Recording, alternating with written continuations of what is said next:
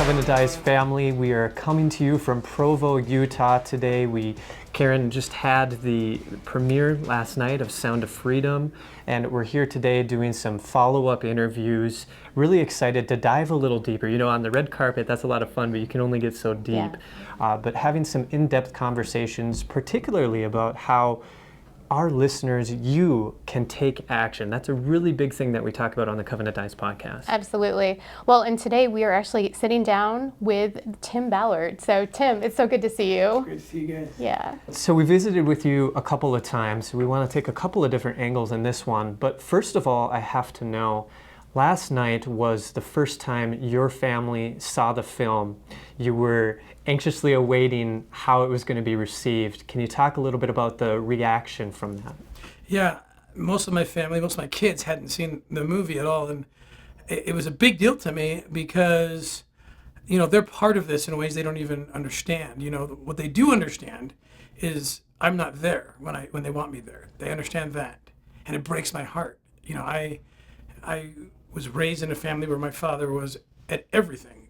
He was coaching every game, if not coaching there for everything. And I'm missing almost everything. It seems like I do the best I can. The work I have is outside. It's not like I'm, you know, and Catherine says the same, my wife, you know, you're not making trinkets or something. You're not trying to just like sell something. And no, this is what we're supposed to be doing. You know, this is something that we feel is a calling, and my calling wasn't what I wanted it to be, you know, and so my hope was that my kids would watch and realize that their sacrifice was also part of why the kids depicted in that film were rescued and others. So I haven't been able to, I had to get up so early and come here, so I haven't been able to talk to them in depth, but I'm excited to. What's interesting, though, was that they all of your family received a standing ovation from everybody in that theater. What was that moment like in your heart? Well, it was fun and funny first because it's funny because they were uncomfortable, and that makes me laugh. But Catherine said something I think you couldn't hear over the applause, and that actually made me really emotional. She said, cheer for them. She said, cheer for those kids, like it's their father cheering for the games that he missed. And I don't think anyone heard it. I heard it, and I was just like, oh my gosh, it was just like beautiful and painful, and sometimes the most beautiful things are also painful, right? Yeah, absolutely. Well, you know, last night it was great because your wife actually had a chance to speak, and we got to hear a little bit of her heart and how she actually has been so strong through this, and how your children were there praying for her and praying over her, and that was just a beautiful moment. Talk to me a little bit about how that made you feel to hear that. I'm sure you've heard it before, but knowing that your children are there supporting your wife in that way, and she's there supporting them, it's beautiful. It is beautiful, and you know, the whole journey for this is a faith journey. We never would dream to do this. We wouldn't have the power, the courage to do it, and certainly Catherine wouldn't be able to support me being gone as much as I am, and still being willing to have 9 children. You know, all of them wanted. You know, all of them like planned for. You know, except for the last one, but we'll take him. But you know, the first 8 were just like, you want to do this? Okay. And she's willing to take that much on, including 2 kids who are adopted. That was her desire. So she really is someone who puts all of her faith in action, and she believes and even feels like she can even expect. You know, there's a covenant relationship. I love the word covenant. There's a covenant relationship in the scripture that it's revealed, and it's I can expect.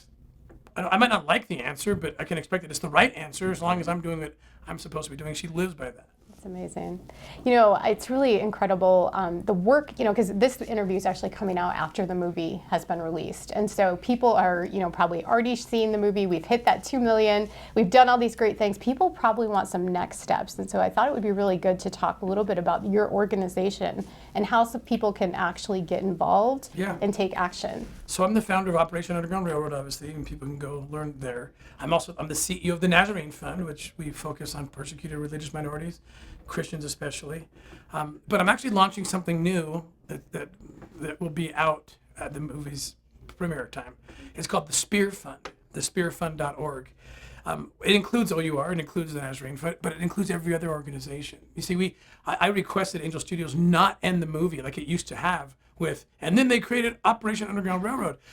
That's not the right message. It might be the right message for the bottom line at OUR or the Nazarene Fund. It's not the right message for children who deserve the best solution. And my foundations aren't the best solutions for everything. For many things, I'd proudly say yes, but not for everything. Yeah. And so we're building a coalition of the Spear Fund, leaders of many, many organizations that represent the entire world, where we can say, look, let's be honest about this. Let's not have scarcity mentality, but let's have abundance mentality. Let's stop fighting and recognize, what does the kid want? And so we can get donations and then decide which organization will best do the job in this corner of the world or that corner of the world, so the kids are always getting the best. And so I'm very excited to announce that. You can go to thespearfund.org and learn more about what we're doing and who we're partnering with.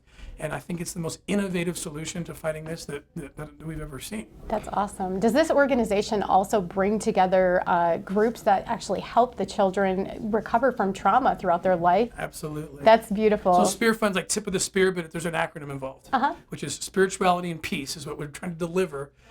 Education, action, intervention, and then redemption.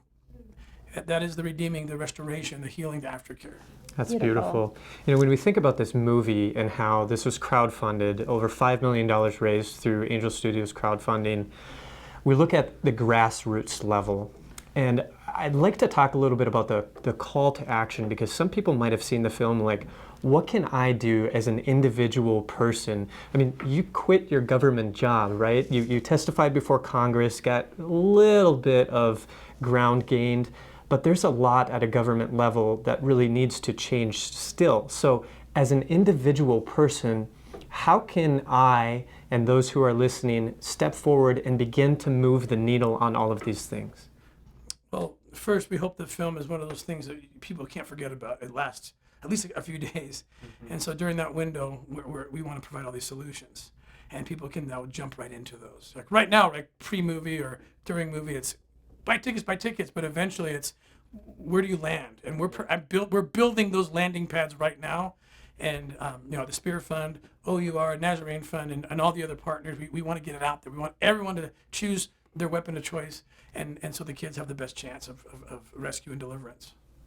So if you want to leave a message with our listeners, knowing what you know about Covenant Eyes, our battle against pornography, really trying to stop the demand that leads to the human trafficking, what would you say to them? I'd say that the battle of human trafficking is way beyond what you're going to watch in the film. It's not just about kids being taken in some far away land. In fact, the bigger fight is at home right now. The culture wars, kids being sexualized, kids being burdened with consent. They can consent to anything now. When you give kids consent to do things that no one in the right mind would have ever let children do in right society, well, now they can consent to anything. They can consent to, I can look at porn. I can have sex with a 50-year-old pedophile. You can't stop that. So I am now worried that I might be out of a job, not because we eradicated this, but because the laws are being corroded. The laws that protect children are being eliminated through this horrific ideology. And it really does begin with sexualization, because the kids you got to get them, they want them sexualized, right? And that's all pornography. That's the demand. That's what creates the demand. It creates the sex addiction. Once someone's sex addicted, you know what happens next. They can't stop. It's a drug. A gateway drug is the adult porn, and then eventually the next level, the crack cocaine, heroin stuff, is the child stuff. Yep. And now here we are trying to catch up.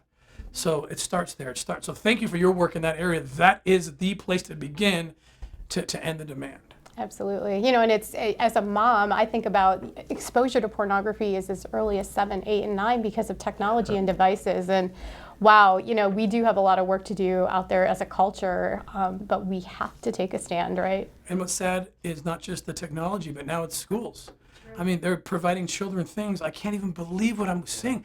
I literally might have been able to arrest people for providing the material to children back in the early 2000s. The same material is being provided by now teachers to children, calling it liberating, calling it whatever, but in fact it's enslaving. it's enslaving. These little brains, third graders can't deal with this. Adults can't deal with it. It messes with their brains. What does it do to a third grader's brain?